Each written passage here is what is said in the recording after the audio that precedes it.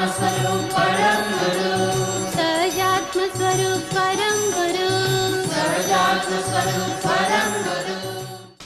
महादेव्याकुशी रत्नं शब्दजितवरात्मजं राजचन्द्रमहं वन्दे तत्त्वलोचनदायकम्। अहो अहो श्री सद्गुरु वर्ते निज स्वभावनो अनुभव लक्ष्य प्रतीतजी वृत्तिवहे निज भावमा परमार्थे समर्पितजी राजराजेश्वर देशना।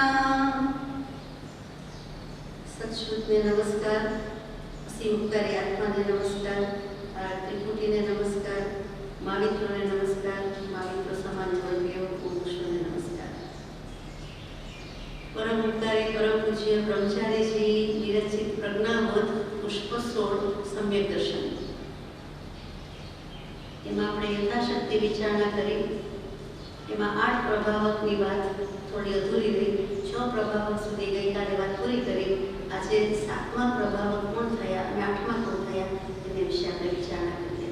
તો 7મા પ્રભાવક માટે કહેવાય છે કે સિદ્ધ પ્રભાવક, એનું નામ જ સિદ્ધ પ્રભાવક એટલે સિદ્ધિ પ્રભાવક એવું છે। કોઈ અંજનથી, કોઈ સ્પેશિયલ ચૂર્ણ પાવડરથી, કોઈ લેપથી આ વિશિષ્ટ પ્રકારના હોય, અતિ વિશિષ્ટ પ્રકારના અંજન ચૂર્ણ કે લેપ હોય, એના દ્વારા કોઈ સિદ્ધ કરેલ પ્રયોગ હોય અને તેમાંથી પ્રભાવના થાય, તેનાથી થાય, તેને લીધે થાય અને એના કારણે ધાર્મિક કાર્ય કરાવ્યા હોય, અધાર્મિક નહીં, હિંસક નહીં, તો પછી ધર્મને ગજાવે, ધર્મની ધજા ઊંચી ચડાવે તે સિદ્ધિ પ્રભાવક કે સિદ્ધ પ્રભાવક કહેવાય છે। એવા ઘણા પુરુષો હશે, પણ સૌથી વધારે વિખ્યાત જેમાં આપણે સિદ્ધિ રસ કહીએ છીએ, પારદ રસ કહીએ છીએ, સુવર્ણ રસ કહીએ છીએ, સોનું બનાવવાની ક્રિયામાં મને રસ નથી। કોઈ પણ દેશના કોઈ પણ નાગરિકને આજે પણ એટલો જ રસ છે। તો એવા એક પાદલિપ્ત સુરી થઈ ગયા। જૈન મુનિ છે, વિહાર કરતા કરતા ખેટકપુર નગર છે, ક પછી ખ, ખેટકપુર નગરમાં આવ્યા અને ત્યાં પાદલિપ વિદ્યાના બળથી દરરોજ 5 તીર્થની વંદના કરવા જતા। કેટલાકના ખ્યાલમાં આવી ગયું કે આ પ્રભુ, આ મુનિ, આ ગુરુ આ વિશિષ્ટ શક્તિ લબ્ધિ ધરાવે છે અને ઉડીને 5 તીર્થમાં દર્શન કરી આવે છે, પછી આવીને વાપરે છે, પૂજનીય છે। એક વખત એ સૂરીને વિહાર કરતા કરતા ડંગપુર નગરમાં જવાનું થયું। ત્યારે ત્યાં એક નાગાર્જુન નામના યોગી, જેને લગભગ બધાને ખબર છે, કેટલાક બૌદ્ધ ગણાવે છે વગેરે વગેરે, પણ નાગાર્જુન નામના યોગી હતા। એને થોડી ઘણી યોગ સાધના કરેલી હતી, એને આ વિદ્યા શીખવાનું મન થયું એટલે શ્રાવક થઈને રહ્યા કે હું તમારો શ્રાવક, હું તમારો શિષ્ય એમ કરીને રહ્યા। હું બીજેથી આવું છું કે બીજી જ્ઞાતિનો છું કે બીજો ધર્મ દર્શનમાંનો છું અથવા બીજું કંઈક યોગ વિદ્યા મેં સિદ્ધ કરી છે એવું કાંઈ કહેવાની બદલે હું તો સીધો સાદો શ્રાવક છું અને મને વિદ્યા આપો, શીખવાડો। સૂર્યના ચરણને વંદન કરતી વખતે સીધું કહી શકતા નથી, ઔષધિ ઓળખી લીધી, મને સેવામાં રાખો, મને આટલો લાભ આપો। એટલે જુઓ કેવો સ્વાર્થ હોય છે। મોટા ભાગે આજે મોટા ભાગની વ્યક્તિને આવો સ્વાર્થ હોય જ છે। ગુરુ શિષ્યના સંબંધ તો કેવા પૂરતું છે। સાચા ગુરુને સાચા શિષ્ય તો ભાગ્યે જ ક્યાં છે। એવો નિષ્પૃહી સદગુરુ નથી, એવા નિષ્પૃહી શિષ્યો હોય, સ્વાભાવિક છે। તો કે એવી રીતે નાગાર્જુન યોગીને આ મન થયું છે એટલે પાદ પ્રક્ષાલન વખતે હું તમારી સેવા કરું, હું પગે ઔષધિ લગાવી દઉં, લેપ લગાવીને તમારે ઉડવાનું છે એટલે કરવા આપ્યું એમણે મૂળાભાવે સરળતાવે। તો એમાં ઔષધિનો થોડો ઘણો જાણકાર એટલે જડીબુટ્ટીની જેમ ઓળખી લીધી કે કઈ કઈ ઔષધિનો આ લેપ છે, પણ સીધું કહેતા નથી કે મારે આ વિદ્યા શીખવી છે। બધી ઔષધિને પાણીમાં મેળવીને પોતાના પગે લેપ કરીને શિષ્યએ પણ ઉડવાનું શરૂ કર્યું। થોડા દિવસમાં આકાશ પર ઉડ્યા, થોડેક ગયા પાછા પડી જાય, થોડુંક જાય પાછા પડી જાય। ઇલેક્ટ્રિસિટી આપણી સાથે રમત કરતી હોય ને, ઓન ઓફ થાય, જરાક વાર આવે પાછી જતી રહે। વીજળી ઝબઝબ થાય તો સ્વભાવ છે, એનું લક્ષણ છે, પણ ઇલેક્ટ્રિસિટી પણ એવું કરે, ઓન ઓફ થયા કરતી। તો કે અહીંયા પણ ઝબઝબની જેમ જ પાછા પડે, પાછા ચડે। એટલે શરીરમાં વાગ્યું, ચાંઠા પડ્યા, ડાઘ પડ્યા વગેરે। પછી સૂર્યે પૂછ્યું કે યોગી, આ ડાક્ષેપ થયા છે, આ શું થયું છે તમને પગમાં? તો યોગીએ ત્યારે સાચી વાત જણાવી દીધી.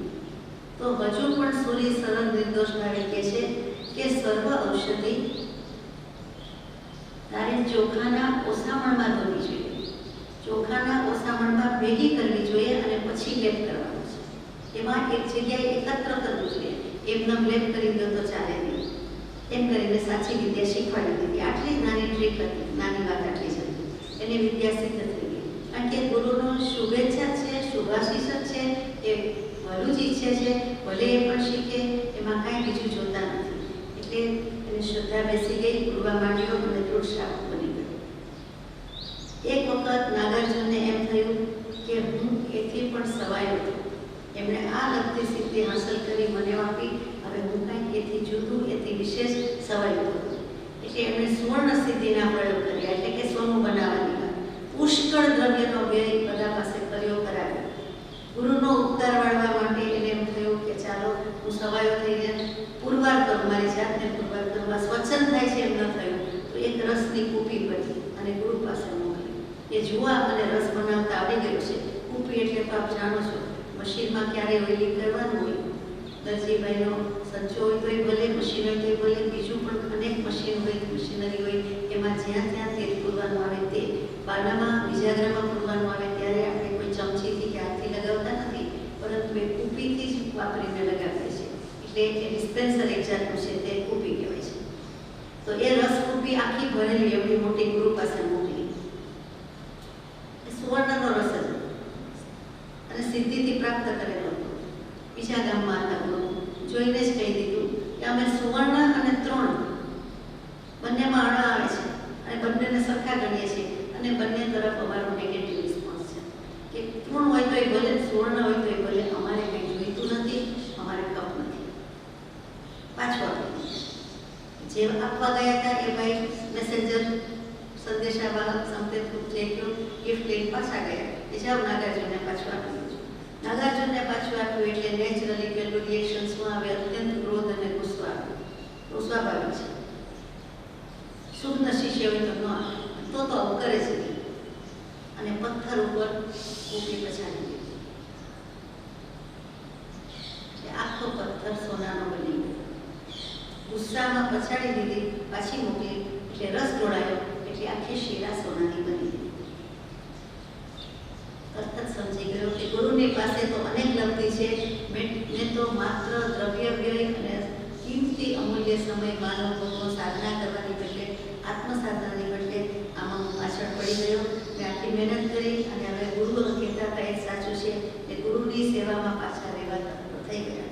અને ત્યાર પછી આચાર્ય તો સ્વર્ગે પધાર્યા, પણ પાદલિપ્ત સૂરી ઉપરથી આ પાલિતાણા તીર્થનું નામ પડ્યું છે. એ યોગી પણ વહેલા મોડા મોક્ષે જશે, પણ અત્યારે આચાર્ય એ ભગવાન પણ હજુ આ લબ્ધિ કરી, આ સિદ્ધિ કરી, આકાશગામી, એટલે હજુ સ્વર્ગ મળ્યું, દેવલોક મળ્યું, મોક્ષ મળ્યો નથી. આ સદબોધ આપણે જોવાનું છે. આ કેવી રીતે લબ્ધિ સિદ્ધિ પ્રાપ્ત થાય ને આમાં તો રસ પડેલી વાત છે, મજા પડેલી વાત છે, એવું ક્યારેય નથી. આ ભવે કરવાનું નથી, ભવાંતરે પણ આપણે અલગ શ્રદ્ધા ભેગી લઈ જવાનું છે. એવા લબ્ધિ સિદ્ધિ રીતિ સિદ્ધિમાં કોણ પડે? આત્માની પાસે અનંતી રીતિ સિદ્ધિ સમૃદ્ધિ એ મૂકીને બીજે જાઉં, બીજું કરું શા માટે? એકમાત્ર આત્મા અખંડ અક્ષય પાત્ર પોતે જ છે, અખંડ દ્રવ્ય પોતે જ છે, ચેતયતા પોતે જ છે. એણે ચેતીને ઉપયોગ રાખીને, જાગૃતિ રાખીને, વિવેક રાખીને, યત્ન રાખીને કામ લેવાનું છે. આ બોધ છે. આ સુવર્ણ સિદ્ધિના દૃષ્ટાંત પરથી આપણને આવું કંઈક આવડે ને આપણે કરીએ, ચાલો ને આપણે રોજાઈએ, એ કરવા જેવું નથી. સ્વચ્છંદે શીખ્યા, સ્વચ્છંદે કર્યું અને શું ફળ આવ્યું? તો કે ગુરુએ બોધ આપ્યો, સ્વીકારીને નહીં, કહીને નહીં, કરી બતાવ્યું, અમારે બધું સદબુદ્ધ થઈ જશે અને તરત જ ગયા. અને એમાં એક વસ્તુ કહેવાની ખાસ રહી જાય છે કે સુવર્ણ રસની બદલે ગુરુએ પોતાનું કૂપીમાં મૂત્ર ભરી દીધું, તો એણે જ્યાં ઢોળ્યું કે ફેંકી દીધું કે આ શું મને પાછું મૂક્યું છે. અને એમાંથી સુવર્ણ રસની જેમ આવી સ્થિતિ તો મુનિ ભગવતને હતી જ, અને એ મૂત્રામાંથી બધું જ સુવર્ણ આખી શિલા થઈ ગઈ કે મૂળ વાત છે. એને કોઈ કિંમત નથી. અમારી પાસે આવું છે પણ એમ કહેવાની બદલે તુચ્છ ફેંકી દેવા જેવી વાત, ડિસ્કાર્ડ કરવા જેવી, ડિસ્પોઝ કરવા જેવી કે જે પોતે વર્જ્ય એવી વસ્તુ, અને એવું છે મળમૂત્રનો મેલ છે એવી રીતે કીધું, આ મેલ છે લબ્ધિ, આ શું આને કરવાનું છે, આ તો છે મારી પાસે, અમે વાપરતા નથી, કરતા નથી. ત્યાં આટલી મહેનત કરી અને એમ થયું કહો આ ગુરુની આટલી લબ્ધિ શક્તિ છતાં કેટલું સમજીને સમાઈને છલકાઈને રહ્યા છે, એ જ છલકાઈને રહ્યા નથી, છલકાઈ ગયા નથી, સમજીને સમાઈને રહ્યા છે, એ શીખવાનું છે. સ્વચ્છંદે કંઈ કરવું નહીં અને આ પ્રમાણે સમજીને સમાઈ ગયા તો આત્માની લબ્ધિ સ્થિતિનું મહાત્મ્ય છે એવું બીજું કોઈ લબ્ધિ સ્થિતિનું મહાત્મ્ય નથી જ.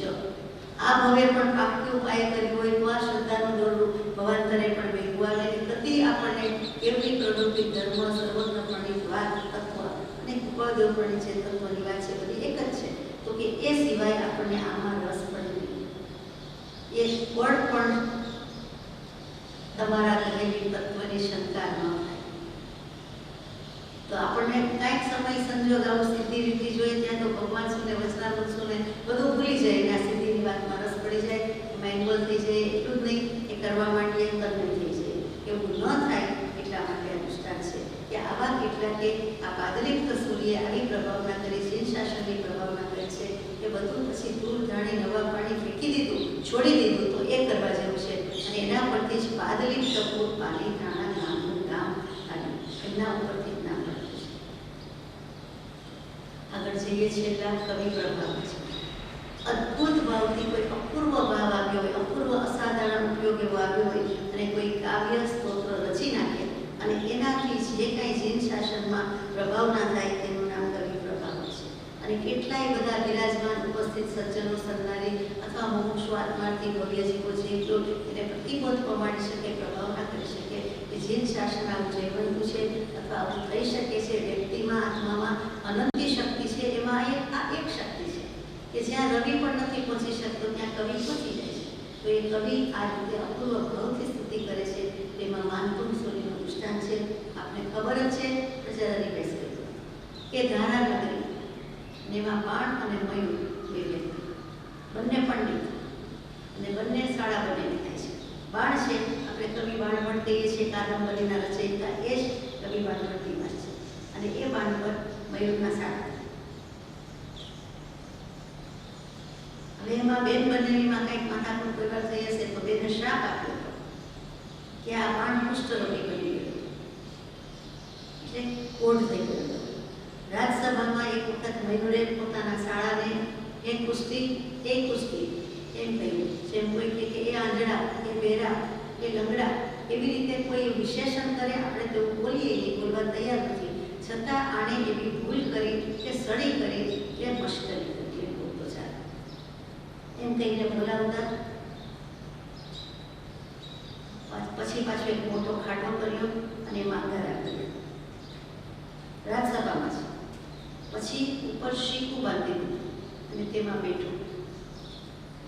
સૂર્યની સ્તુતિ કરતા કરતા દોરી કાપતા કાપતા છઠ્ઠી દોરી અને છઠ્ઠો શ્લોક આવ્યો, કાંઈક એવો મંત્ર બોલ્યા ને ત્યાં સૂર્યદેવ પ્રગટ થયા ને તરત જ કહી દીધું કે તારો દેહ નિરોગી થઈ જાય, સુવર્ણમય થઈ જાય.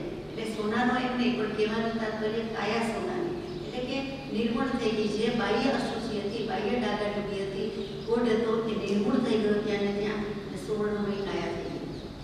આથી બાણે મયુરને કહ્યું કે હે ક્ષુદ્ર પક્ષી, હજુ જુઓ હજી પંખીયા જીવડા જીવડું એમ જ કેવું છે. ગરુડની પાસે કાળો કાગડો તે મારી પાસે તું કહેવાય. તારું શું ગજું છે, તારી શું શક્તિ છે? ગજું હોય તો પ્રત્યક્ષ દેખાડો. એટલે મયુરે પોતાના હાથ પગ કાપી દીધા, પોતાના જ હાથ પગ કાપી દીધા. ચંડી દેવીની સ્તુતિ કરી, ચંડિકાની સ્તુતિ કરતા સાજા થઈ ગયા અને શરીર વજ્રમય બની ગયું.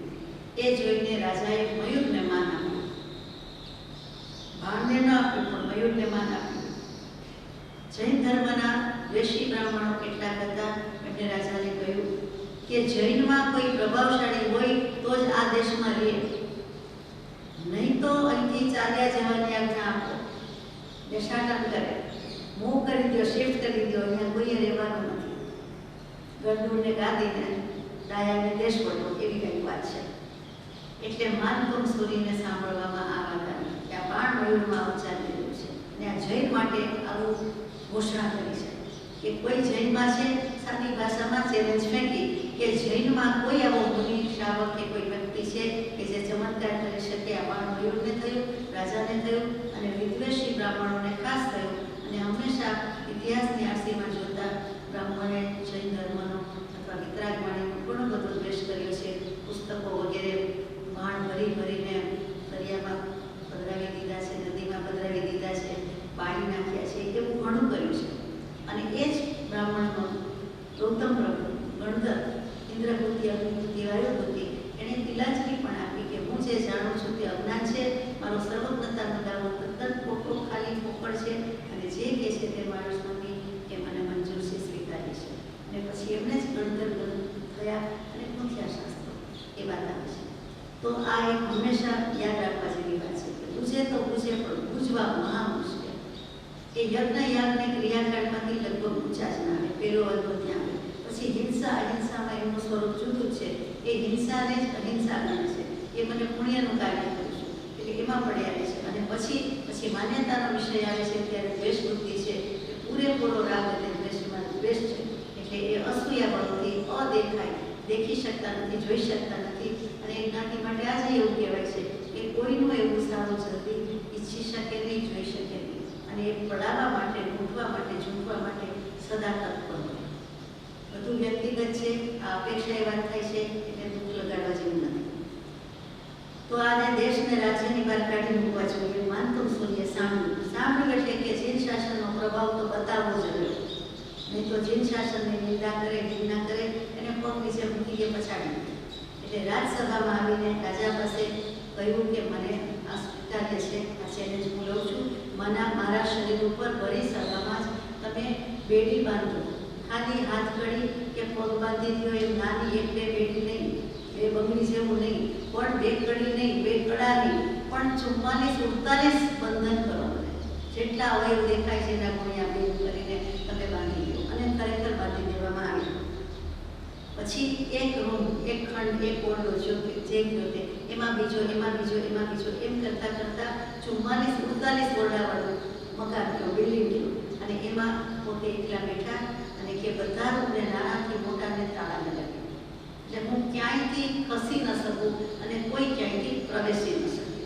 કોઈને રંજ માત્ર, દેશ માત્ર કાંઈ બીજો વિચાર આવે જ નહીં કે આ કેવી રીતે કર્યું, કે આ ક્યાંથી ઉપડ્યા, કે ક્યાંથી કોઈએ સહાય કરી. એટલે કાંઈ કોઈ નિમિત્ત કારણ થાય, સહાયભૂત થાય એવું રાખ્યું જ નહીં. બારી એટલું રાખી છે અને એ પ્રમાણે કરવામાં આવ્યું. અને પછી તો લયલીન થઈ ગયા અને કોઈ અપૂર્વ અસાધારણ ભાવ આવ્યો.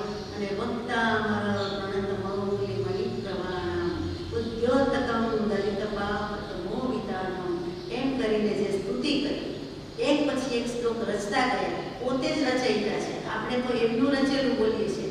એ તો ત્યારે ને ત્યારે આવી બંધનની અવસ્થામાં રચતા જાય છે. સંસારથી વેડીથી બંધાયેલા છે પણ પોતાનો આત્મા મુક્ત ભાવમાં વિચરે છે અને ઉપયોગ એમાં જ છે. શુદ્ધ ભાવે નીકળેલા આ બધા વચન.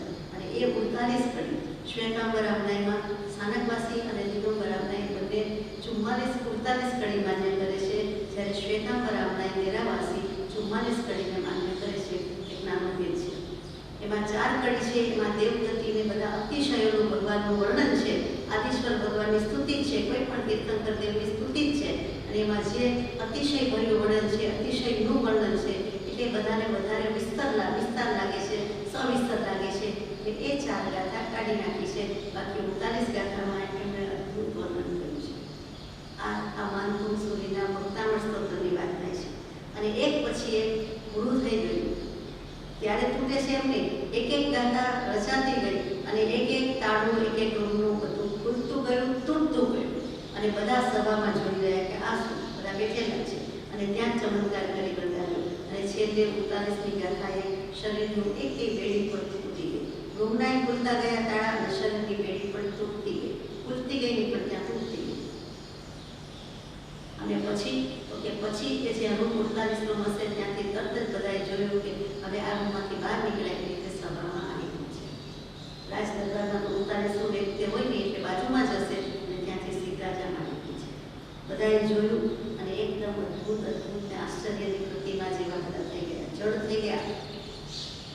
આવા ઉત્તમ માનતું સૂર્ય અને એનું ભક્તામણ સ્તોત્ર. એક નાની વાત કે ભક્ત અમર થઈ જાય એવી સ્તુતિ છે. આત્મા તો અમર છે જ, પણ મોક્ષે ચાલ્યો જાય ને અમર થઈ જાય એવી સ્તુતિ એવા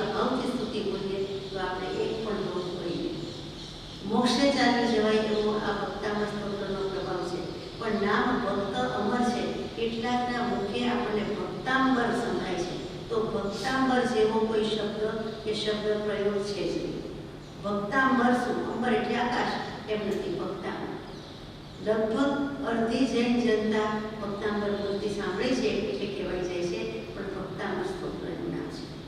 અને એનો મહિમા જીવોએ જુદી જુદી રીતે લૌકિક ચમત્કારમાં માન્યો કે આ 4 શ્લોક બોલીએ તો લક્ષ્મીની પ્રાપ્તિ થાય, આ 3 શ્લોક બોલીએ તો સંતાનની પ્રાપ્તિ થાય, આ કરીએ તો આમ થાય, આ કરીએ તો વિદેશ ગમનનો યોગ થાય. અરે જીવ, જે વિતરાગ ભગવાને ત્યાગી દીધું છે એ આપણે માગીએ છીએ. શું રંગરાગના રાગી, શું કહીએ વિતરાગી, અમે રંગરાગના રાગી, જે તે દીધું છે ત્યાગી, તે અમે લઈએ છીએ માગી.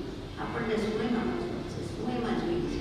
આવું તો ઘણું કર્યું. જીવ ક્યાં ક્યાં નથી જન્મને મળ્યું, બધે જન્મ્યા છે. કોઈ એક દેશ, કોઈ એક ધરતી. આ 5 ખંડ તો ઓછા પડે એટલું આપણે પરિભ્રમણ કરેલું છે. તો પછી હવે શું કેવું ના હોય? ફરવા જવું, મળવા જવું, કાંઈ હોય નહીં, પહેરવું છે, ઓઢવું છે, તો આ સોનાની વાત. તો એવા ચમત્કાર, એવી અપેક્ષા આપણને લૌકિક સંસારી જીવને હોય. આપણે એનાથી જુદા પડવાના છીએ તો આપણને ન હોય, અથવા પડવું હોય તો આપણને ન હોય. આપણને તો ખપે જ નહીં, આપણે તો કંઈ કરી એવા છીએ જ નહીં. આ તો નાની સરખી ઈચ્છા થઈ જતી હોય એ ઓસિરાવી દેવા જેવું છે. એટલે તો એ માનતુમ સૂરીના ભક્તાંબર સ્તોત્રનો વિશિષ્ટ મહિમા છે કે એમણે જે અપૂર્વ અસાધારણ ભાવથી સ્તુતિ કરી, એવા અપૂર્વ અસાધારણ ભાવથી આપણે પણ સ્તુતિ કરીએ તો એમને તો એ 48 બેડીને બંધનને રૂપના તાળાને એ તૂટ્યું ને શરીર પરની બેડી લગાવેલી તૂટી. આપણા તો અનંતા ભાવ તૂટી જાય, બધા એક બાજુ રહી જાય, સંસારનું પરિભ્રમણ સમાપ્ત થાય. તો એ કેટલી મોટી સિદ્ધિ છે. એના કરતાં પણ મોટી સિદ્ધિ આપણને પ્રાપ્ત થાય છે. તો એવા ભાવથી કરવાનું છે, નહીં તો કરવા જેવું નથી. પ્રાતઃકાળના દેવંદનમાં ભક્તાંબર સ્તોત્રનો પહેલો બીજો શ્લોક છે, યુગ્મ છે એટલે જોડકું છે, એ બે સાથે જ બોલાય. પછી જ એમ કે પૂર્ણ વિરામ આવે છે, વચન આવે છે. આપણે આખો શ્લોક બોલીએ ને તેને હું નમસ્કાર કરું છું, તેમને હું નમસ્કાર કરું છું, વંદું છું, પ્રણવું છું, એ કહેવાનું ભૂલી જાય કે ન બોલીએ તો અધૂરું કહેવાય ને. એ વાક્ય તો પૂરું કરો, છેલ્લે છે નથી કંઈક તો આવવું જોઈએ. એટલે બે શ્લોક સાથે જ બોલાય છે, એનું નામ યુગ્મ છે. એટલે એ સાથે બોલાય છે. આપણે હંમેશા દેવંદનમાં સવારના દેવંદન બોલતા હોય છે. તો અહીંયા આ પ્રભાવ જેવો તેવો પ્રભાવ નથી. જે સિદ્ધસેન દિવાકર સૂરીના પારંત સુવર્ણ રસવાળી સિદ્ધિ અને આ પ્રભાવક સૂરીની અને આ માનતુમ સૂરીની, આ બંનેની જે સિદ્ધિ છે એ આજે પણ એટલી જ વિખ્યાત છે. 8 પ્રભાવક થયા પણ આ બંનેનું નામ વધારે લેવાય છે. તેમાં માનતુમ સૂરીનું પ્રભાવ ભક્તાંબર સ્તોત્ર આપણે જાણીએ છીએ. કેટલાય સ્ટુડન્ટ્સ વિદ્યાર્થીની કહે કે અમે તો ભક્તાંબર સ્તોત્રનો પાઠ કરીને જ વાપરીએ, પછી જ બ્રશ કરીએ, પછી જ અમારે આખો દિવસની પ્રવૃત્તિ શરૂ થાય. તો મને થાય કે જીવને કેટલો બધો મહિમા છે ધર્મનો, સ્તોત્રનો. પછી ધીમે ધીમે ખબર પડી કે આ યંગ બ્લડને, યંગસ્ટર્સને આટલો બધો ટાઈમ કાઢે તો કે અમે અમારા બધી ડિગ્રી કોર્સ અમારે જ્યાં એડમિશન લેવું છે એ બધું વાંચતા હોઈએ છીએ. તેમાં કેટલી કલાકનો કૃતો બોલે છે, કેટલું કરીએ છીએ. તો અમે આ યજ્ઞ કરીએ જેથી કરીને આ પાસે આટલું બોલીને, અડધો કલાક બોલીને ભગવાન પાસેથી માગી લઈએ એટલે અમારે કેટલું બધું સુગમ પડી જાય. એનું રિઝલ્ટ તો મળે જ મને. અમારે જે જોઈએ છે એડમિશન એ અમને મળી જાય. મેં કીધું બધા એવું કરે, બધાને એ પ્લસ આપે કે બધાને એડમિશન મળે, તો કે મને આટલી તો એમને શ્રદ્ધા છે એટલા માટે કરે. કોસ્મેટિક પ્રાઉડ કહીએ એમાં કોસ્મેટિક શ્રદ્ધા છે. એટલે પૂરું થઈ જાય એટલે કોણ તું ને કોણ હું, અને માનો કે કાગને બેસવું ને ઝાડને તોડવું અને એ ચમત્કારમાં સિદ્ધિ મળે ને પોતાને મેરિટ પર એડમિશન મળી જાય તો ગંગનાયા કે હો સારું છે, પણ પછી ફરી કરવાનો, રોજ કરવાનો એવો નિયમ લેતા નથી. અને લે તો પણ કોઈને કોઈ એક્સપેક્ટેશન સાથે અને ત્યાં ભૂલ થાય છે. અને કેટલાકને મળતું નથી એટલે શ્રદ્ધા તૂટી જાય છે. ઉપર છલી હતી એટલે નીકળી જાય. મેકઅપ કેટલો વખત ચાલે, નીકળી જાય, કાઢી નાખીએ. ત્યાં તો કંઈ થયું નહીં, આપણા ઉતાળા વળ્યા નહીં. આપણે તો એવા છીએ જ નહીં. આ તો એક વાત છે. આપણે તો કાંઈ વસ્તુ માગીએ તેવા નથી. આપણે તો ભગવાન શીખવાડ્યું મોક્ષ પણ માગીએ એવા નથી. કારણ કે ખબર છે કે સૈદ્ધાંતિક રીતે કોઈ એક જીવ બીજા જીવનું કંઈ કરી શકતો નથી. આ તો આપણે ગરજ છે એટલે આપણે ભગવાનની સ્તુતિ કરીએ, વંદના કરીએ, પ્રણામ કરીએ. તે માગવા માટે નહીં, પણ તમને જે છે તે તમારા ગુણને નમસ્કાર કરું છું. અને ઉર્ફે મારો શુદ્ધાત્મા એવો જ છે પણ મને ભાન નથી. મને ભાનમાં લાવ્યા કે લાવો છો, મને ભાન આણ્યું, આવી લાવીને આપ્યું, અથવા અનન્ય શરણ પકડાવો છો, માટે અમે આપને નમસ્કાર કરીએ છીએ. અને આપ મોક્ષે જાઓ છો તો અમારે મોક્ષે જવાની અભિલાષા છે. કારણ કે એ જ સાચી વાત છે, એ જ સાચી રીત છે. સંસાર છે હતો આટલા વર્ષથી છે, અનંતકાળ છે. હવે એનો અંત લાગે છે, છેલ્લો ફાળો છે. તો આપણે જઈએ. એની પહેલાં 8 પ્રભાવકના અંતે વિશ્વવિજયજી ઉપાધ્યાય મહારાજ એમણે સંગીતના 67 બોલની સજાઈ હતી, એમાં સુંદર મૂક્યું છે. 8 પ્રભાવક પ્રવચનના કયા પાવયણી તુરી જાણ. બીજો રાગ અહીંયા કહે છે અભિનંદન ચીણા દર્શન તરસીએ, એ રાગ છે. 8 પ્રભાવક પ્રવચનના કયા પાવયણી તુરી જાણ વર્તમાન શ્રુતના જે અર્થનો પાર લહે ગુણ ખાણ ધન ધન શાસન મંડન મુનિવરા. રાગ 8 દૃષ્ટિનો છે, જે સજાઈ એમણે પોતે જ લખી છે અને અહીંયા 67 બોલમાં દરેક વસ્તુ માટે કાંઈ ને કાંઈ લખ્યું છે. એમાં આપણે 8 પ્રભાવકની વાત લીધી અને એનું રાગ એવું લખ્યું છે કે અભિનંદન છે દર્શન તરસીએ. પણ એ રાગ અને આ ચોથી દૃષ્ટિનો રાગ લગભગ સરખો આવે. તો અહીંયા 8 પ્રભાવકની વાત પૂરી કરીને આગળ જઈએ તો પ્રજ્ઞાબોધમાં આ પુષ્પ ચાલે છે, તેમાં લગભગ 33મી કડી થાય તે ભૂષણ પંચ સુદર્શનના વિધિ ભૂષણતા વડે તીર્થ સેવા દેવ ગુરુ પ્રતિપૂજન ભક્તિ સુદર્શન ભાવ વડે નહીં દેવા. પંચમ ભૂષણ ધર્મ પ્રભાવ અનેક પ્રકારથી લોક વખાણે તેમ સુવર્તન દાન દયા તપ જ્ઞાન ધરે નિજ શક્તિ પ્રમાણે. શું કહ્યું? વિચાર 5 ભૂષણ કીધા. કેટલાક જ્વેલરી સ્ટોરના નામ હોય ભૂષણ ને આભૂષણ, ખરું? અલંકાર એવા બધા નામ પાડે. એનો અર્થ જ તમારી છે, શબ્દનો અર્થ જ એમાં બતાવી દે. શોરૂમમાં જવું ન પડે, જવું ન પડે. તો કે ભૂષણ પંચ સુદર્શનના, સુદર્શન એટલે સમ્યક દર્શન. એના 5 આભૂષણ છે, ઘરેણા છે, ભૂષણ છે. એનાથી એ ભૂષે છે એટલે કે શોભે છે. વિધિ કુશળતા, પહેલું લખ્યું છે વિધિ કુશળતા, એની વાત કરી કે સામાયિક પ્રતિક્રમણ વંદના ચવિસંતો કાળસર એમ 6 આવશ્યક આપણે કહીએ છીએ. એ 6 આવશ્યક ક્રિયામાં કુશળ છે, હોશિયાર છે, ઉપયોગપૂર્વક કરે છે અને તેને વિધિ કુશળતા કહેવાય છે. કે આગમોક્ત વિધિ પ્રમાણે કરે છે. સામાયિકમાં 32 દોષ ના આવવા જોઈએ, વંદનાના દોષ ના આવવા જોઈએ, કાળસરના દોષ ના આવવા જોઈએ, કોઈના 32, કોઈના 19, એમ કેટલા બધા દોષ છે. આપણને એમ થાય કે આપણે એવા દોષ કરીએ તો સાચી વાત છે. આપણે એવા દોષ લગભગ બધા કરતા જ હોઈએ છીએ. બધી વ્યક્તિ લગભગ બધા દોષ કરતી હોય છે. ખૂબ તો ચાલે, કોઈ જ દોષ વિના નથી.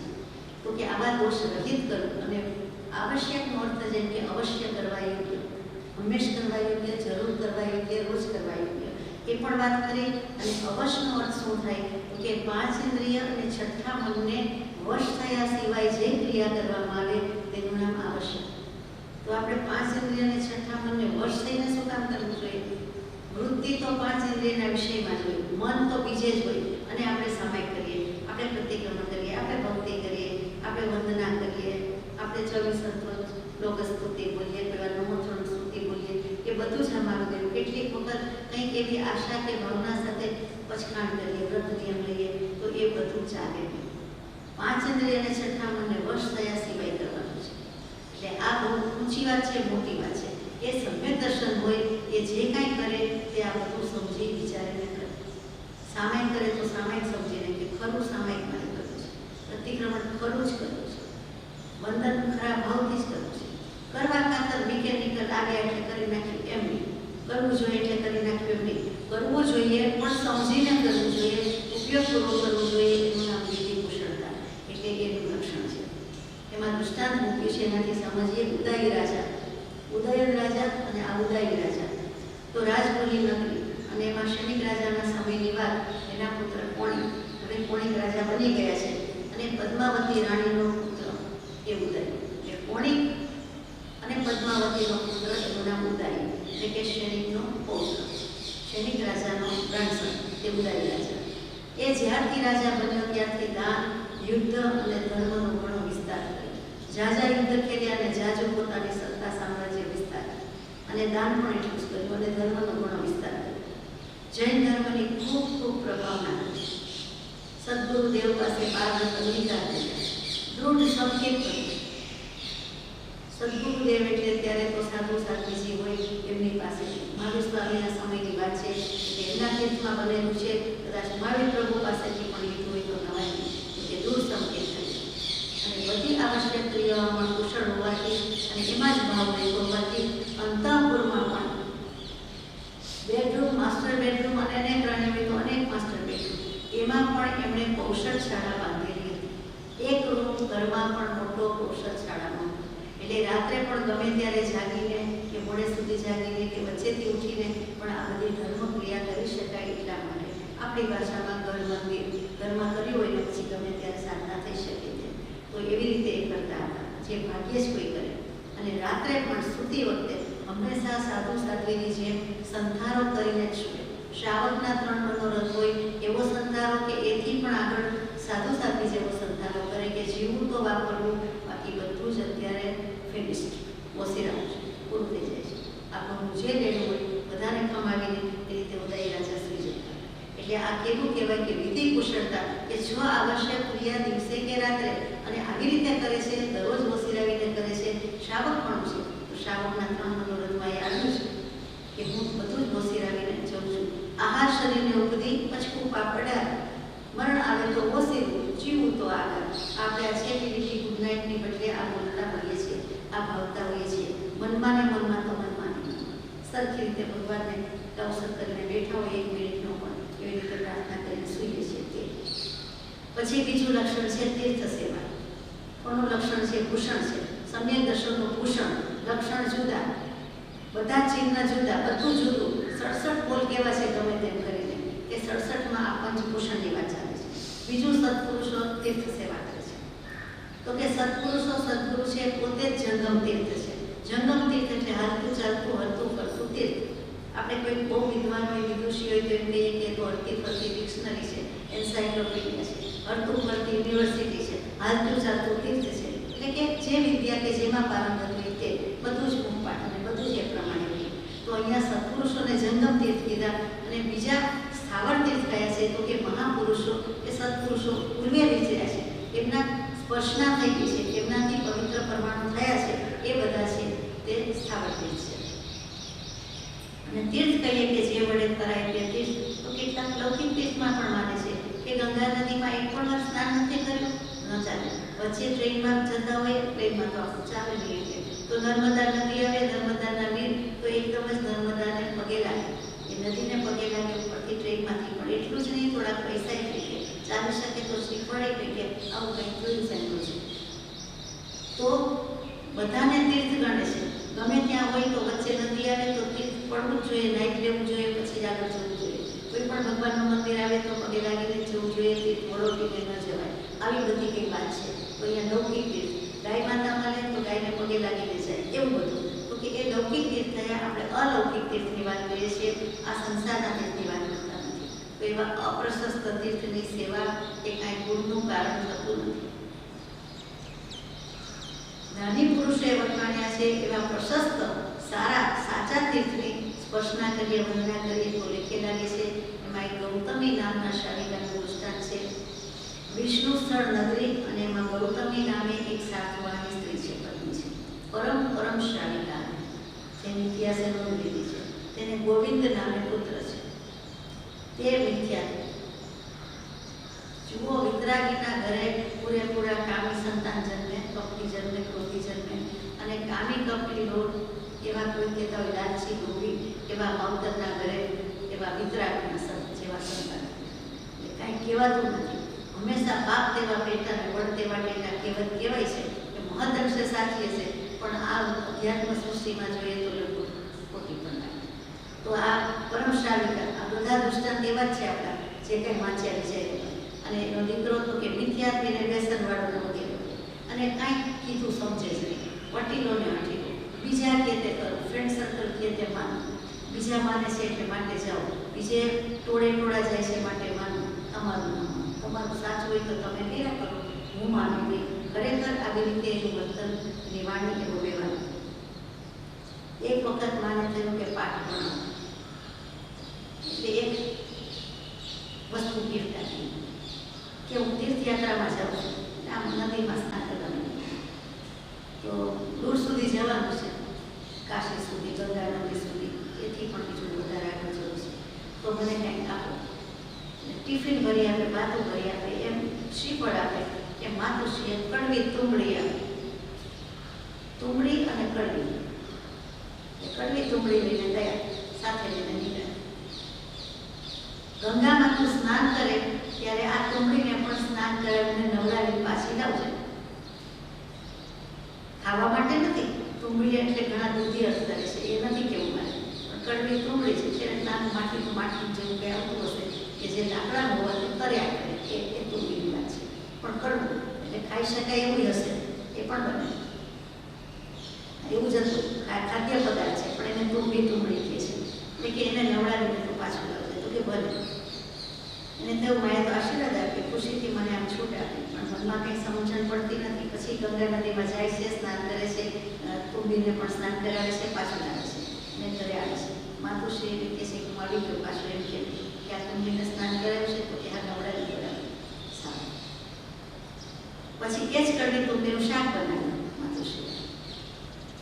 જમવા બેઠા, આ તો ભારે પડવું, તો ધોઈને લઈ આવ્યો તો ને, કે છે નવડાવ્યું છે, તો ધોઈને આવ્યો છે તો હવે કડવાશ છે નહીં, તો મને આવી કડવું બનાવ્યું, ખવડાવ્યું, તો કે હતી જેવી હતી એવી નહીં, પણ તું તો નવડાવીને આવ્યો ને, ધોવડાવીને આવ્યો ને, ધોઈને આવ્યો ને, સ્નાન કરાવ્યું ને, તો એનામાં કંઈ ફેર ન પડી જાય ને, કડવાશ જાય નહીં.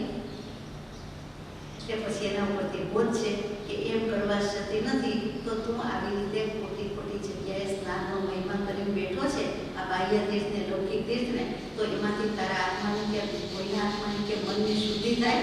આ તો બાહ્ય શુદ્ધિ છે, અંતર શુદ્ધિ થાય, એમ નવડાવે દોડાવે થાય, અને આ તીર્થની સેવા કરવાથી થાય. માટે આ રીતે કરાય નહીં. અને જો તને એમ જ હોય તો હિંસા, પછી અબ્રહ્મ સેવન, એવા બધા જે પાપ, ચોરી કરી હોય એ બધા પાપ આ જળનું સ્નાન કરવાથી જતા રહે, ધોવાઈ જાય, એટલે મટી જાય. ચોર કરી આવ્યો, ચોરી કરીને આવે ચોર, અને પછી ત્યાં બધું મૂકી આવે, અથવા તો થોડુંક આપી દે એમાં, અથવા તો પોતે પવિત્ર થઈને આવી ગયો, નાઈ લીધું, એટલે શું એના પાપ ધોવાઈ જાય? તો કે અરગીશ નહીં, એવું તો થાય જ નહીં. તો કે આ બધી મિથ્યા વાત મૂક અને તું કંઈક સમજ, અને પછી હું જે ગુરુ પાસે જાઉં છું ત્યાં જાય. એટલે પછી ગુરુનો સહયોગ થયો, સદગુરુનો સંગ થયો, 12 વ્રત આપ્યા, અને પછી પોતે એટલે એ જ ભાવમાં પ્રાંતે, એટલે કે છેલ્લે ફાઇનલી અલ્ટિમેટલી એ જ ભાવમાં આ દીકરો જે થોડા સમય પહેલા મિથ્યાથી છે અને મિથ્યાતીર્થમાં બધી ભજના કરતો હતો, એ મોક્ષે ગયો. શત્રુંજય તીર્થ પરથી મોક્ષે ગયો. અને શૈનિક રાજાના સમયની વાત, એટલે 2500 વર્ષ પહેલાની મહાવીર સ્વામીના સમયની વાત, એટલે બહુ જૂની, હજારો વર્ષ જૂની વાત પણ નથી. તે વખતે આવું તો સિદ્ધિ સુખને પામ્યા. આ તીર્થ સેવાની વાત છે. ગૌતમ શ્રાવિકાનું લખ્યું નથી, આવતું નથી, પણ એ તો સમ્યક દૃષ્ટિ હતા એટલે વેલો મોડો છે જ. પણ આ દીકરાએ કામ કર્યું. ક્યારે કોણ આગળ છે, ક્યારે કોણ પાછળ છે, એ કહી શકાતું નથી. પૂજામાં ગાઈએ, કોઈ આગળ નવી કહેવાય મનડું, મોયું રે મનમોહન. એમાં આગળ એટલે બે વાત છે કે કોઈ આગળ નથી, કોઈ પાછળ નથી, ક્યારે કોણ આગળ જાય પાછળ જાય ખબર નથી. અને બીજો અર્થ થાય કે કોઈ આગળ કહેવાય એવી વાત નથી, એટલે કે અમારી દશા થઈ છે વેદકતા વેદક રહે, ઉપયોગ તીક્ષ્ણ છે, પામ્યા છે, પણ કોઈની પાસે, કોઈની આગળ એટલે કોઈની પાસે વાત કહેવાય તેવું નથી. પેટ દેવા જેવું, વાત કરવા જેવું કોઈ પાત્ર નથી કે વાત કરવા જેવું નથી. એમ જેમ કૃપાળુદેવે ઘા નાખી છે, પુકાર કર્યો છે, એવી રીતે એ પણ નથી. તો આપણે સમ્યક દર્શનના ભૂષણની વાત કરીએ છીએ. ત્રીજું ભૂષણ છે પૂજન ભક્તિ. સાચા દેવગુરુ પ્રત્યે સાચી અંતરંગ ભક્તિ કરવી, પૂજા કરવી, તે પૂજન ભક્તિ. આપણને એમ થાય સાચી હોય ને, ખોટી તો હોતી હશે, સાચી ક્યારે કહેવાય? સાચામાં સંકિત વસેજી, ખોટામાં જૂઠામાં મિથ્યા ન કરી શમાય બધા. એટલે કે સાચો ક્યારે થયો કહેવાય જીવાય? જીવ ક્યારે સાચો કહેવાય? તો કે શુદ્ધ ભાવ આવે, સાચો થયો ત્યારે કહેવાય કે હવે તું સાચો થયો, હવે તારામાં સાચ પ્રગટ્યું, હવે તું નામથી જૂઠો હોય તો ભલે, પણ તારું જે નામથી કહે હવે તું સત્યપરાયણ સાચો થયો. એ સાચ જીવમાં સાચ આવ્યો નથી. પ્રભુ શ્રીજી કે સાચને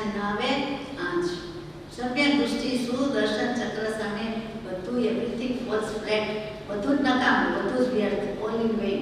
એની સામે બધું જ હારી જાય, બધું જ પેલો સુદર્શન વાળો એટલે કે સમ્યક દૃષ્ટિ જીતી જાય. એના ખાતામાં જ જીત હોય, સત્યનો જ વિજય થાય. આ બધા શબ્દો શું સૂચવે છે?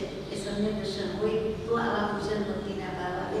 આવા પૂજન ભક્તિ કરતાં કરતાં કોઈક વખતે ભાવ એટલો પરમ સમ્યક થઈ જાય, શુદ્ધતાને ભજે, એ પણ એટલું સાચું છે. પહેલાંથી સમ્યક દર્શન હોય ને પછી શુદ્ધ ભાવ પૂરો કરે, એમાં કંઈ નવાઈ નથી. ઓલું તો બધામાં કાઢે. પહેલાં હાર્ડ જ હોય ને, સાંભળેલું પહેલાં તો લાકડું જોઈ ને પછી બંસરી ને વાંસળી થાય. વાંસળી કેવી હોય? કેટલું બધું કડક હોય, અને છતાંય ઓલું બોલ પાડે છે, બનાવે છે એવી રીતે, એટલે વાંસળી વાગે છે, એટલે બંસરી બોલેમાંથી નીકળે છે. બાકી નથી થતું, બાકી તો લાકડું છે. અને વાંસળી એટલે વાંસમાંથી જ બને ને, અગાઉ તો એમ જ હતું. તો ઓલું વગાડેમાં દવાઈ નહીં, પણ મિથ્યાત્વ હોય, સમ્યક દર્શન હોય, મિથ્યાત્વ કર્યું હોય, સમ્યક દર્શન હોય, અને પછી શુદ્ધ સારા ભાવ લાવે, એમાં નો બિગ ડીલ. પણ પેલા મિથ્યાત્વ જ હોય, માંસ જેવી દુર્ભેદ્ય ગાંઠ હોય, અને એમાંથી આવું કરતા કરતા ઓગે કે સમજી વિચારીને એ વાંચીને અર્થ જાણીને કરે, ભાવ લાવવાનો પ્રયત્ન કરે, એમ કરતાં કોઈક વખત સાચે જ ભાવ આવી જાય અને સમ્યક દર્શન થઈ જાય. એમ કોઈક વખત ફૂલ ચડાવતા એવો પ્રફુલ્લિતતાનો ભાવ આવી જાય કે આત્માની પ્રફુલ્લિતતા પ્રસન્નતા વેદાઈ જાય. એવી રીતે કાંઈ પણ કરતા કરતા આ કામ થઈ જાય, એ જ તો કરવાનું છે. તો જીરણ શેઠનું દૃષ્ટાંતમાં મૂકે છે. પૂજામાં જીરણ શેઠની વાત આવતી જ હોય છે. કેટલાકને તો આમાંથી મોડે હશે કે કેવું કેવલના થતા રહી જાય છે તે કે વિશાલા નગરીના ઉદ્યાનમાં મહાવીર પ્રભુ પધાર્યા છે અને ચાતુર્માસી તપની પ્રતિમા ધારણ કરીને રહ્યા છે. ત્યાંના રહેવાસી એક જીરણ શેઠ એટલે શ્રાવક પ્રભુને વિનંતી કરે છે કે આજે પારણા માટે મારે ઘેર પધારશો છે, ભાત પાણીનો લાભ દેશો છે. આપણે એમ બોલીએ પધારશો, બોલવા પધારો એમ કહીએ, અને નહીં તો જીના આગમમાં સૂત્ર પ્રમાણે ભત પાણીનો લાભ આપશો. ભત પાણી એટલે ભોજન પાણી, એટલે કે બોલવા પધારશો, આહારનો લાભ આપશો, આહારદાનનો લાભ આપશો છે. તેમ 4 મહિના સુધી લાગ લગાટ રોજ દર્શન કરે ને રોજ વિનંતી કરે, અને ભગવાનને ચોમાસું પૂરું થવા આવ્યું તો પણ હજુ એક પણ વાર પધાર્યા નથી. જીવન શેઠના પુણ્ય ખૂટ્યા છે કે ગમે તે ભાવ અત્યંત દૂર છે, ભગવાન પધારતા નથી. એમ 4 માસ સુધીની વિનંતી, લગભગ છેલ્લો દિવસ કે લાસ્ટ બટવા ટેકો આવી ગયો, અને ત્યારે કહ્યું કે હવે આજે તો જરૂર પધારશે, નહીં તો ભગવાન માન રાખે ને એવું બને જ નહીં. મારું આટલું માન તો રાખે જ, ચોમાસું આખું મેં રાહ જોઈ છે, રોજ કહ્યું છે, તો આજે વિધાઉટ મિસિંગ ભગવાન આવવાના જ છે, પધારવાના છે. એટલે મોતીનો મોટો થાળ ભરીને બહાર બોલવા પધારે ત્યારે પણ એવી તૈયારી કરીને આનું ચોખ્ખું ને સ્વચ્છ ને શુષ્ક ને પવિત્ર એ તો કર્યું જ હોય દરરોજ, પણ આજે મોતીનો થાળ ભરીને બહાર ઉભા. મહાવીર સ્વામી આવતા નીકળ્યા છે બોલવા, ત્યાં ન ગયા, અને ત્યાં જતા પહેલા વચ્ચે જીરણની બદલે પૂર્ણ શેઠ આવ્યા, એના ઘરે પધાર્યા, અને આહાર પોતાનો લાભ લઈ ગયા, અને દુંદુભી પણ વાગી. તીર્થંકર દેવ જ્યારે આવી રીતે નીકળતા હોય ત્યારે દેવ દુંદુભી વાગે, પુષ્પવૃષ્ટિ થાય, વગેરે વગેરે. કેટલાક કરોડ સોનાનું દાન પણ આવે, વરસાદ પણ થાય, એવું બધું ચમત્કાર એની મેળે થયા કરે. તીર્થંકર દેવના એવા અત્યંત વિશિષ્ટ પુણ્ય હોવાથી એવું બને છે. તો તે વખતે એવું બન્યું, ખાસ કરીને દેવ દુંદુભી વાગી એટલે તરત થયું કે અહો ધિક્કાર છે મને કે મારા ભાવમાં ક્યાંક મોડાસ કચાશ છે કે મેં આટલી વિનંતી કરી અને ભગવાને ક્યાંક પાલન કરી દીધું, ક્યાંક વળી લીધા, ક્યાંક વળી બોલવાનું પતી ગયું, હવે મારે ત્યાં નહીં પધારે. એટલે એ વખતે જે એને પોતાની જાતને ધિક્કારવાનો પોતાને દોષ દીધો છે, ભગવાનને બીજા કોઈને નહીં, એના ઉપરથી એને વિકલ્પ આવ્યો, કહેવાય તિરસ્કાર કર્યો, પોતાની જ અવહેલના પોતે કરી, ઉપેક્ષા કરી, પોતે કોણ છે, પોતે આત્મા છે, અને શુદ્ધાત્માની આ રીતે નિંદા કરી કે ત્યાં આવો ભાવ કરી નાખ્યો, બગાડી નાખ્યો. નહીં તો શ્રેણીએ ચડેલો જીવ છે, અને એ વખતે એને કેવલ જ્ઞાન પ્રગટું હતું અને પ્રગટી ગયું હતું. એની બદલે આને ઘરે થયું, એટલે મુનિ પણ નથી, શ્રાવક પણ છે, તો પણ શુક્લ ધ્યાનની શ્રેણીએ ચડેલો જીવ હતો. ઇતિહાસ આગળ નોંધ કરે છે આ જીરણ શેઠનું દૃષ્ટાંત.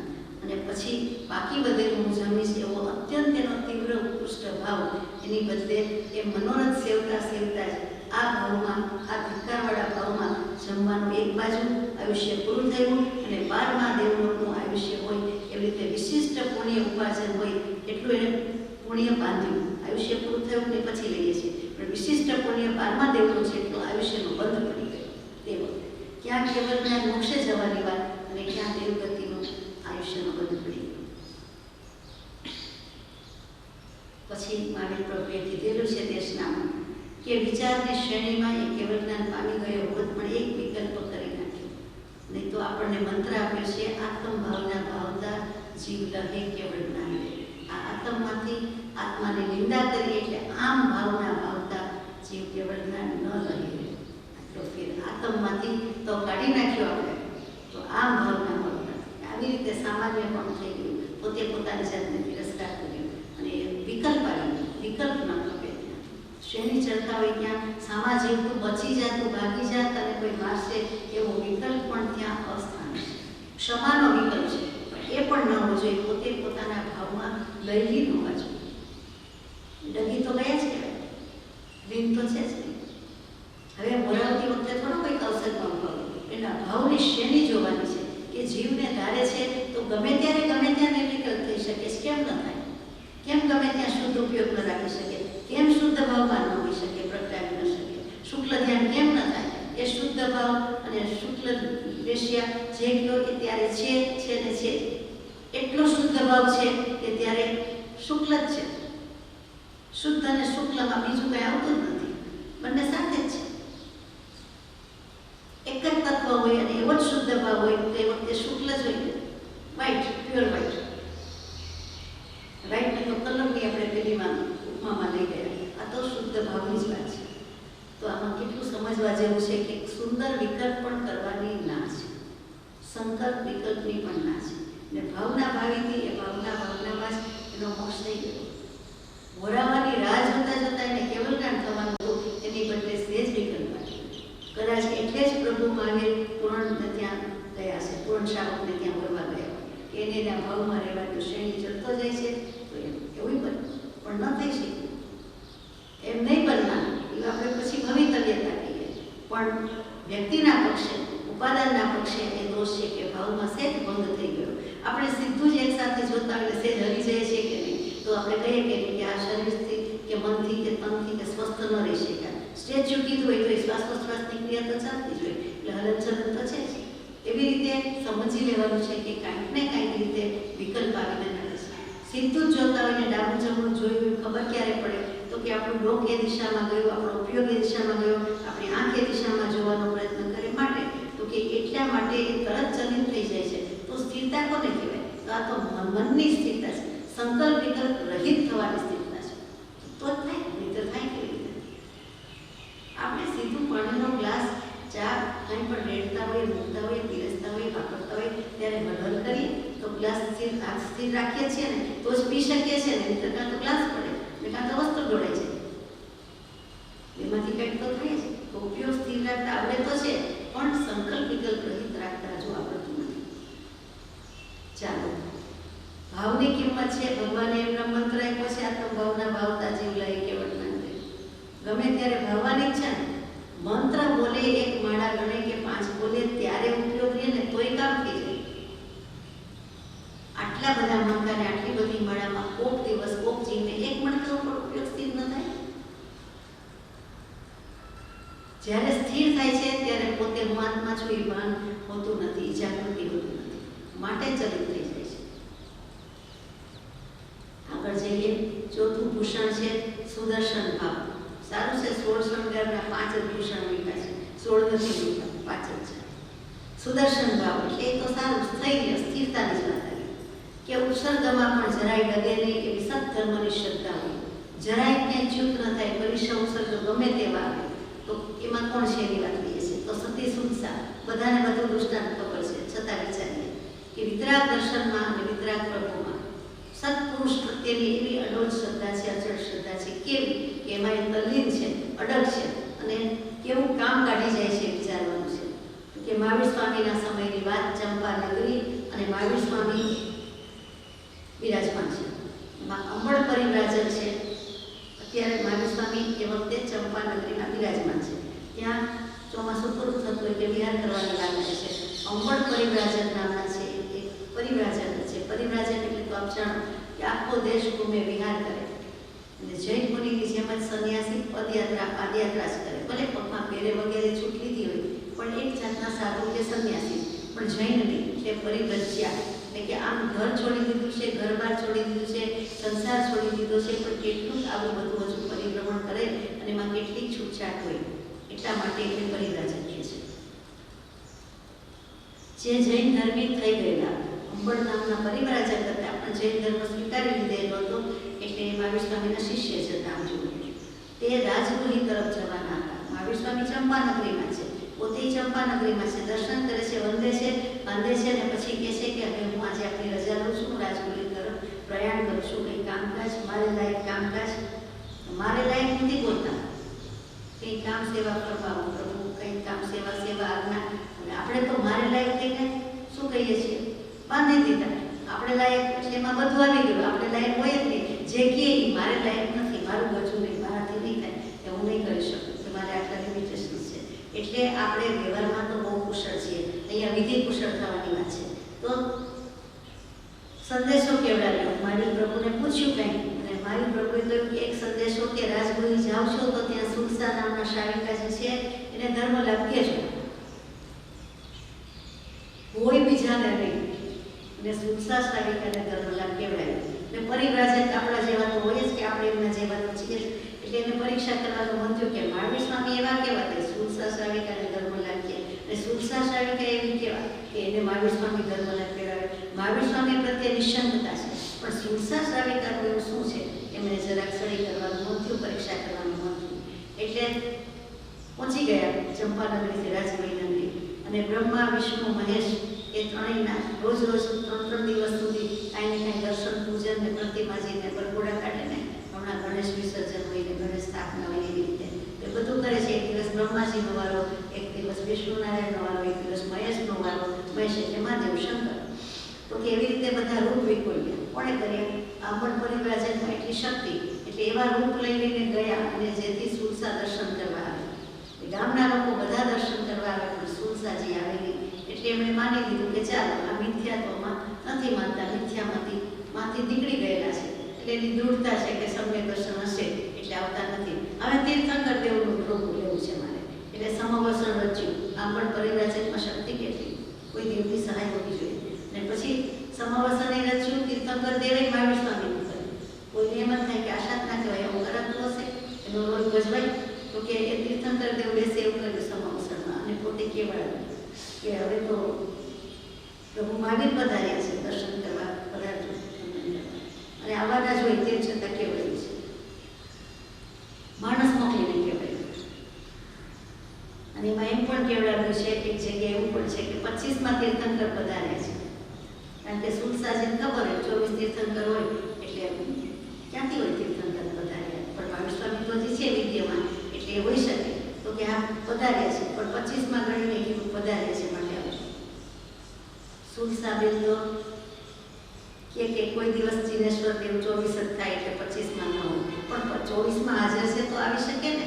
એટલા માટે કોઈક આવીને સુરસાજી કહે છે કેમ ન આવ્યા, હવે દર્શન કરવા મળે છે, કેમ ના આવ્યા દર્શન કરવા, ઘરે જ રહ્યા. તો કે કોઈ આવીને ઠગી જતો લાગે છે, છેતરનારો કોક આવ્યો છે, વંચક આવ્યો છે, કોઈ વિદ્યાધર આવ્યો છે ને વંચક છે, એટલે આ બધી માયા કરે છે, અને ઇન્દ્રજાળ માયા બધું કરી શકે છે. એટલે સમાવર્ષણ છે. મારા મહાવીરનો સમાવર્ષણ નથી, ઘરે બેઠા છે, મારો ભગવાન આવ્યો જ નથી, મારા ભગવાન અહીંયા છે જ નહીં. કોક ઠગી રહ્યું છે, કોઈ છેતરી રહ્યું છે, કોઈ કપટ છે, ઇન્દ્રજાળને માયાજાળ છે. બે વખત થઈ ગઈ. પછી સુરસાના વચન સાંભળી દીધા, પછી સમજી ગયો કે આ પ્રભુતા છે, આની શ્રાવિકા અહીં જેવી તેવી નથી. પછી કે તમને મહાવીર પ્રભુએ સંદેશો કયો છે, ધર્મલાભ કેવડાવ્યા છે, અને આ પ્રમાણે વાત છે, અને આ બધી મેં જ માયાજાળ ઊભી કરી. અને સુરસાજીને વંદન કરે છે. સુરસાજીએ જેવું આવું કહ્યું કે તમારું સાચું છે, અને ભગવાને ધર્મલાભ કેવડાવ્યા છે, એટલે તરત જ ભગવાન જે દિશામાં બિરાજમાન છે, એટલે આ જુઓ જ્ઞાન પણ કેટલું બધું છે, ઈસ્ટ વેસ્ટ નોર્થ સાઉથની, જે દિશામાં છે કે ઈસ્ટમાં છે, વેસ્ટમાં છે, નોર્થમાં કે સાઉથમાં, એ ભગવાન સમક્ષ ત્યાં સ્તુતિ કરી. થેન્ક યુ નથી કેવું, પણ મને ધર્મલાભ કેળવ્યો એટલે સામે જાણે મહાવીર સ્વામી બિરાજમાન હોઈને પગે લાગતા હોય એમ એ દિશામાં ઉભારીને બધી વંદના સ્તુતિ કરવા લાગ્યા. અને એવી દૃઢતા, એવી શ્રદ્ધા, એવી નિર્મળતા સમ્યક દર્શનની છે, બીજા કોઈને નથી. તે આપણને પણ હજુ એમ થાય. પાંચમું છેલ્લું ભૂષણ છે આપણે લઈએ કે ધર્મ પ્રભાવના, કે ધર્મના વિવિધ કાર્યો કરી જૈન શાસનની ઉન્નતિ કરે તે ધર્મ પ્રભાવના. એટલે કોઈ પણ રીતે ધર્મ આરાધે છે. એમાં દેવપાલ રાજાનું દૃષ્ટાંત છે. દેવપાલ રાજાની કહેવાય, આમ સોરી, દેવપાલનું દૃષ્ટાંત કહેવાય. એક નગર, એનું નામ જ અચલપુર, બધા અડગત થતા હશે ત્યાં, અચલ શ્રદ્ધાવાળા. પછી જીનદત્ત નામે શ્રેષ્ઠી છે, અને એને ત્યાં દેવપાળ નામનો એક ચાકર, ગોપાલ કે ગોવાળીઓ કહીએ તો ચાલે, એ વનમાં ગાયો ચરાવવા જતો. એ બધાનું કામ એના ઉપર હતું. એક દિવસ ઋષભદેવ પ્રભુની મૂર્તિના દર્શન એને નદી કિનારે વર્ષા ઋતુમાં થયા. બે ધનાધન વરસાદ આવે છે આપણે ગાજની સાથે, તો વરસાદ ક્યાંય આવે, વરસાદ તે દિવસે બરાબર જામી ગયું અને નદી કિનારે આગળ જવાનું થયું, અને ત્યાં એને દર્શન થયા. ઋષભદેવ પ્રભુની મૂર્તિના દર્શન થયા નદી કિનારે, કંઈ છે તો નહીં તો પણ થયા. એટલે એને ઘાસની ઝૂંપડી બનાવી અને એમાં મૂર્તિને સ્થાપન કરી, પુષ્પ પૂજા કરી અને નિશ્ચય કર્યો કે હું આપણા દર્શન પૂજા કરવા દરરોજ આવીશ જ, અને પછી જ ભોજન કરીશ કે વાપરીશ. તમે ભગવાનને સામેથી મને આવા વેધરમાં, આવા હવામાનમાં, આવી એટલી અટુલી જગ્યામાં મને દર્શન આપ્યા, જાણે મને કંપની આપી કે દર્શન કર્યા, મને આટલો લાભ આપ્યો, અથવા તો મને મારી આંખ ઉઘાડી કે જે કે બોધ આપ્યો, તો નિમિત્તની તૈયારી છે, ઉપાદાનની તૈયારી છે, તો નિમિત્ત તો હાજર થાય, તો ભગવાન મૂર્તિ રૂપે થયા ગમે ત્યાંથી. એટલા માટે કે બોલતા નથી ભગવાનને, એટલા માટે હું આવો નિયમ કરું છું, ભોજન કરીશ. પછી ઘરે આવી ગયા અને રોજ આ ક્રમ ચાલતો હતો. વરસાદમાં એવો વરસાદ કે 7 દિવસ સુધી થંભે જ હેલી અને બરાબર એટલે ચાલતા જવાય નહીં, કે ગયા જ નહીં, પૂર જ ગયો ને, ડિઝાસ્ટર જ નીકળાય નહીં. એ દર્શનાર્થી ન ગયા, તે 7 ઉપવાસ કર્યા અને 8મા દિવસે પૂર ઓસરતા દર્શન કરવા ગયા. તો મૂર્તિ પાસે સિંહ બેઠો, મૂર્તિ પાસે સિંહ. આ પરીક્ષા છે, કસોટી છે. તો પણ કોઈ જાતનો ડર રાખ્યા વિના ટેસ્ટથી ભગવાન પાસે જઈને પૂજા કરી, દર્શન કર્યા, પુષ્પ મૂક્યા, સ્તુતિ કરી અને મારા 7 દિવસનું પ્રાયશ્ચિત આપજો મને, હું શું લઉં, 7 દિવસ આપના દર્શન કરવા આવી શક્યો નથી, તો મને પોતાની જાતને નિંદા છે, ધિકારે છે, વિચારની ગમે છે વગેરે વગેરે આલોચના કરે છે. સિંહનો તો મેટર પોતે જ સિંહ, આત્મા સિંહ છે, કર્મ બકરા છે, કર્મ જળ છે, એમ કરીને પોતે સ્તુતિ કરી. દેવ પ્રસન્ન થઈ ગયા. એટલે જુઓ, મૂર્તિ રૂપે જ આવ્યા, પ્રગટ થયા, વરદાન માંગવાનું કહ્યું. દેવપાળે કહ્યું મારે ભગવાનની ભક્તિ સિવાય કંઈ જ જોઈતું નથી.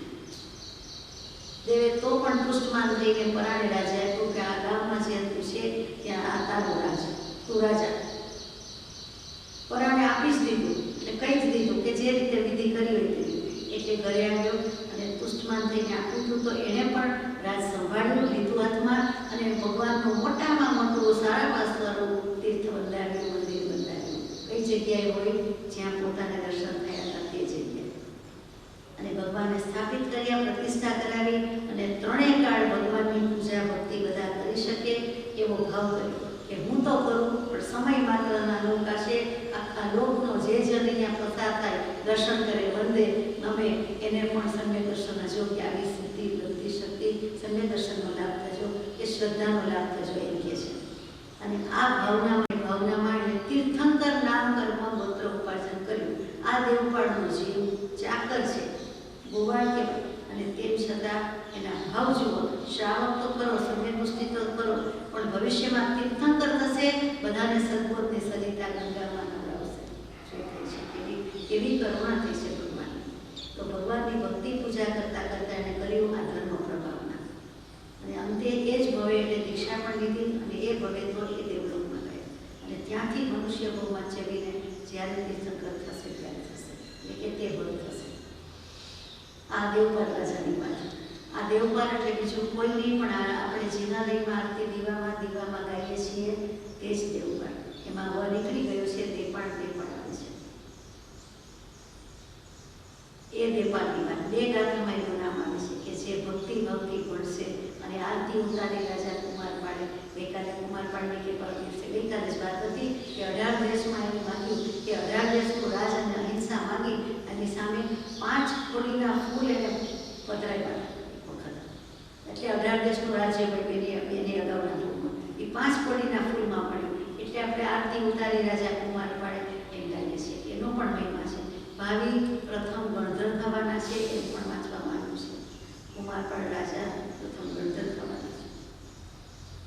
ચાલો, અંતમાં આ ભૂષણની વાતમાં સમય પૂરો થઈ ગયો. 5 ભૂષણના અંતમાં સોહે સમકિત જેહથી સખી જીમ આભરણે લે ભૂષણ 5 તે મન વસ્યા સખી મન વસ્યા તેમાં ન સંદેહ મુજ સમકિતરણ અચળ જોડે મુજ સમકિતરણ અચળ જોડે. ચોથી દૃષ્ટિના રાગે કહી શકાય પણ બહુ સુંદર છે. એટલે કે સોહે સમકિત જેનાથી જેમ દેહ ઉપર આવરણ શોભે છે, એટલે કે દેહ આભરણથી શોભે છે, ભૂષણથી શોભે છે, વસ્ત્રથી શોભે છે, એ રીતે સમ્યક દર્શન પણ આ 5 ભૂષણ વડે શોભતું છે, શોભિતું છે. અને આ ભૂષણ મારા મનમાં વસી ગયા છે હે સખી. મોક્ષ માર્ગે લઈ જાય તે મિત્ર કે સખી? તો કે મન વસ્યા તેમાં કોઈ સંદેહ નથી. વસી ગયા છે, વસી ગયા છે. મુજ સમકિતરણ અચળ જોઈએ, અચળ જોઈએ સજાત્મ